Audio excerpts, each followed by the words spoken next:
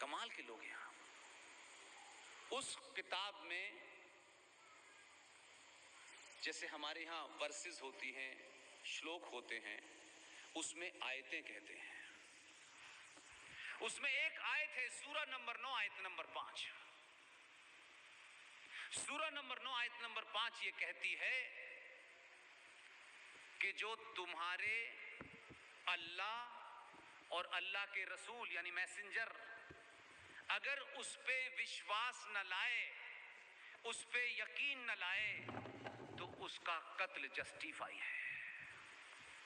वो जो मुसलमान गर्दन काट रहा है, जो सर तन से जुदा कर रहा है, वो वही कर रहा है जो उसकी किताब में बताया गया है। आप इतने डरपोक हैं कि उनकी किताब को ही गलत, नहीं तुमने गलत कुरान पढ़ लिया है, ये कह के आपकी जान बच सकती है, लेकिन सच से मत डरिए।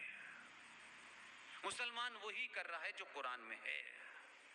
आप उसकी इंटरप्रिटेशन को कुरान समझ बैठे हैं और कुरान की इंटरप्रिटेशन को हदीस कहते हैं। और हदीस अलग अलग समय पे अलग अलग दौर में इस्लाम को कैसे आगे बढ़ाया जाए, वहां की सार्वजनिक स्थिति कैसी है, वहां की सभ्यता कैसी है, लोगों की मान्यताएं कैसी हैं, इसलिए उसी हिसाब से वो हदीसें लिखी जाती हैं। यानी कुरान की अलग अलग इंटरप्रिटेशन होती है। इसलिए आपने एक शब्द बहुत सुना होगा जो आजकल हिंदू चिल्ला चिल्ला के कहते हैं, गज़वाए हिंद।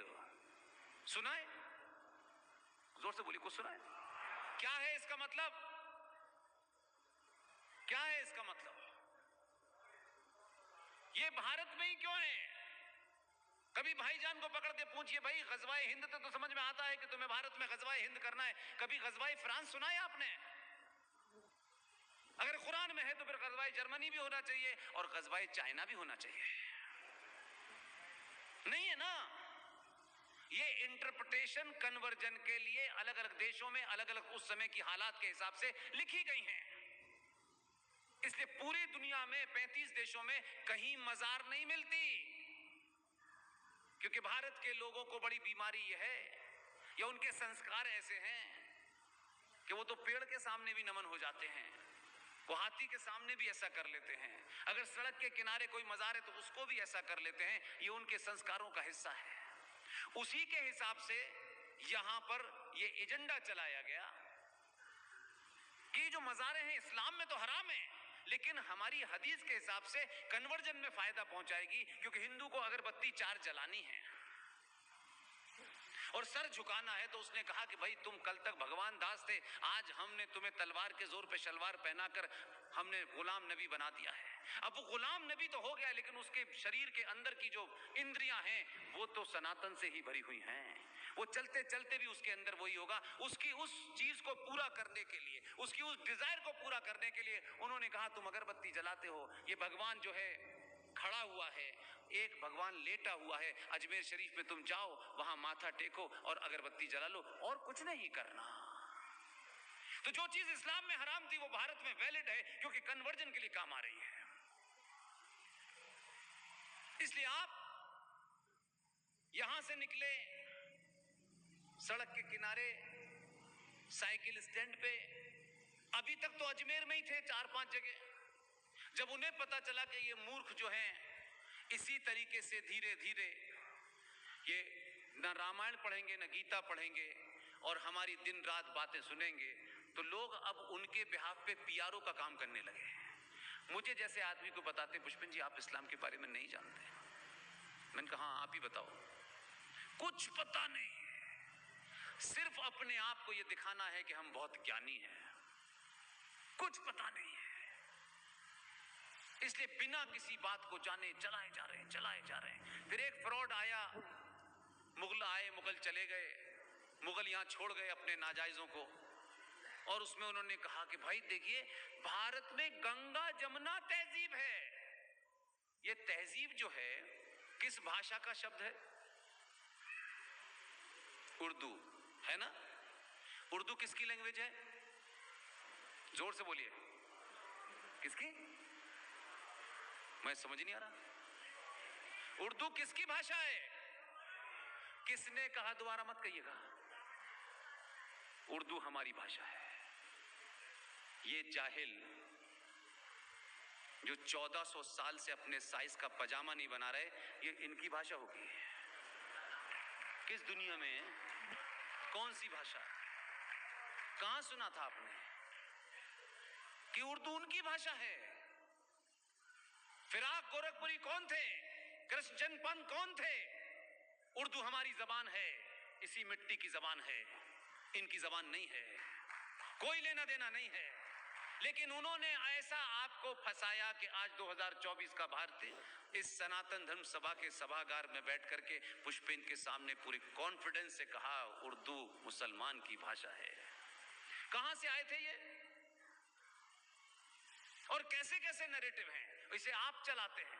इसलिए मैं सबसे विनती करता हूं, जिस विषय को नहीं जानते कोई आपकी बेइज्जती नहीं होने वाली, कोई आपको ये नहीं कहेगा ये कम पढ़ा लिखा है। मैं हजारों विषय को नहीं जानता, मैं तो पब्लिकली कह देता हूं कि भाई मुझसे इकोनॉमिक्स के बारे में बात मत करना। हाई स्कूल में 3 नंबर मैथमेटिक्स में ग्रेस मिला था, तब पास हुआ था मैं। लेकिन क्यों इसको हर बात को नहीं आता हमको, उससे आसानी हो जाती है कि कम से कम कंफ्यूजन नहीं क्रिएट करते हैं आप। इसलिए एक और नैरेटिव है यहां, आज के युवा बच्चों को पूछ रहा हूं, ये मुगलई बिरयानी है। ये पूछो भाई, जहां से ये मुगल आए थे वहां धोने के लिए पानी था? तो चावल कैसे उग गए? रेगिस्तान में चावल उग रहे थे। ये मुगलई बिरयानी है। ये हलवा हमारा है। अबे गधे, हलवा बनाने के लिए जो घी चाहिए, घी के लिए दूध चाहिए, वहां ऊंटनी दूध दे रही थी क्या? जहां से आए थे तुम। लेकिन मुगलई बिरयानी है, मुगल से जोड़ दिया है। कैसे भूखे नंगे चोटे आए थे, आपने उनको हाँ क्या तहजीब है। ये गंगा जमुना तहजीब है। गंगा भी मेरी है, जमुना भी मेरी है। तहजीब तुम्हारी कहां से आ गई यहां पे? ये छोटे छोटे नैरेटिव ने आपके युवा बेटे बेटियों को मूर्ख बना रखा है। ये गजल, क्या बात है, वाह वाह वाह। एक था शायर, अभी मरा है, बड़ी मुश्किल से पीछा छूटा है। 90% सनातनी हिंदू शाम को थोड़ा सेंटिमेंट लगा के मुशायरा सुनने जाते हैं। मुशायरा सुनिए, बुरी बात नहीं है, लेकिन मुशायरे में बैठ करके कोई आपको आपकी सभ्यता को उर्दू में गाली दे रहा और आप कहें वाह वाह वाह क्या बात है। क्योंकि वाह वाह करना है, ये बताना है आप पड़ोसी को कि देखो मुझे उर्दू आती है। उससे अभी पीछा छूटा है। वो जीवित था तब भी बोलता था मैं, अब वो चले गए हैं, अल्लाह ने उनको बुला लिया, बड़ा एहसान किया, इस धरती से एक बोझ कम हुआ। वो एक शेर पढ़ता था, मैं इसलिए आपको कह रहा हूं कि आप विदेश में हैं, इन चीजों के घुमावे मत आइए। वो जोर जोर से पढ़ता था कि जो आज साहिबे मसनद हैं, सुना था ये शेर की लाइन याद है? मध्य प्रदेश का रहने वाला था, इंदौर का, और उसके नाम के आगे भी यही लगा था, इंदौरी। देखिए सबको नाम पता है, लेकिन उसने जो पाखंड फैलाया वो नहीं पता है। वो खुल्लम खुल्ला आपसे कहता था कि जो आज साहिबे मसनद हैं, इसका मतलब समझे आपके नहीं? अब बताइए, उर्दू समझने वाले जो कह रहे थे कि हाँ उर्दू मुसलमानों की लैंग्वेज, बताएं इसका मतलब क्या है? हाँ, मतलब जो राजा हैं, जो गद्दी पे बैठे हुए हैं, क्योंकि मसनद कहते हैं गोल वाले तकिए को, और पुराने जमाने में राजकाज करने के लिए मेज कुर्सी नहीं थी, गद्दे थे। और एक तकिया तो आपको इसलिए याद होगा कि फूल वाले चचा उससे बहुत खेलते थे, है ना? आते ना, इधर उधर खेलते रहते थे। वो जिनकी थी उनके साथ नहीं थी, इनके साथ थी वो। तो जो लोग आज, यानी आज 2014 में या भारत में 1947 से लेकर के जो लोग सत्ता में हैं, वो उनके लिए कह रहा है कि जो आज इस सत्ता में हैं ये मकान मालिक नहीं किराएदार हैं। वो सीधे सीधे आपसे मुंह कह रहा है कि हमारी सत्ता तुमने ली है, तुम किराएदार हो, मकान मालिक नहीं हो, हम हैं मकान मालिक। वो ये कह रहा है और आप कह रहे हैं वाह वाह वाह वाह वाह। इसलिए उर्दू ऐसी जबान है कि उसका नुक्ता ऊपर नीचे लगा दें तो बड़ा गड़बड़ हो जाता है।